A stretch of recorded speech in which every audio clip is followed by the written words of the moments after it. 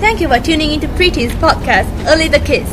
I'm Ashley, and this session's topic of discussion will be on bullying, and we have two very special guests today, Mr. Benedict Chen and Miss Janice Go. Both are currently working as full-time counselors in a primary school in West Coast. Hello.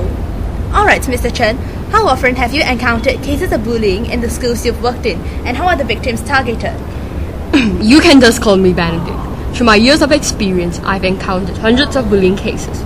Some are more difficult to resolve than others and may require intervention on the part of teachers and parents. Victims are targeted in many different ways, such as emotional or physical abuse. Bullying can range from calling names and teasing to actual violence. I understand, but what, in your opinion, would make the bullies target their helpless classmates or schoolmates? That's a very good question. These bullies have many excuses to justify their behavior, but the actual reason is that the bullies are trying to hide their insecurity by acting tough. They have the misconception that they appear cool and hip, and they also have no idea how much hurt they are causing their victims. Often, they also have problems of their own. So, you're saying that these bullies might mend their ways as long as they're dealt with in the correct manner? Yes, precisely. With emotional help and support, as well as proper discipline, they should be able to turn over a new leaf.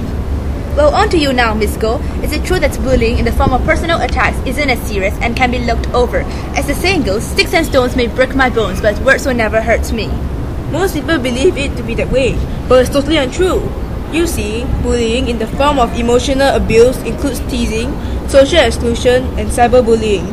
And all these can cause great emotional hurt to the victims. Some might even refuse to go to school. Non-physical bullying also has psychological consequences that are just as severe, such as low self-esteem, anxiety, and depression. I see. What would you advise victims of both forms of bullying? I would tell them to seek help as soon as possible from a parent, teacher, or a trusted adult. Remember, you don't have to suffer in silence. Thank you for sharing this time with us, and I'm sure we've had a wonderful interview. You're most welcome. Alright, we've come to the end of our weekly podcast, and thank you for tuning into Preteens podcast, Only the Kids. Look out for next week's debate on Are Cyber Friends True Friends? Have a nice day!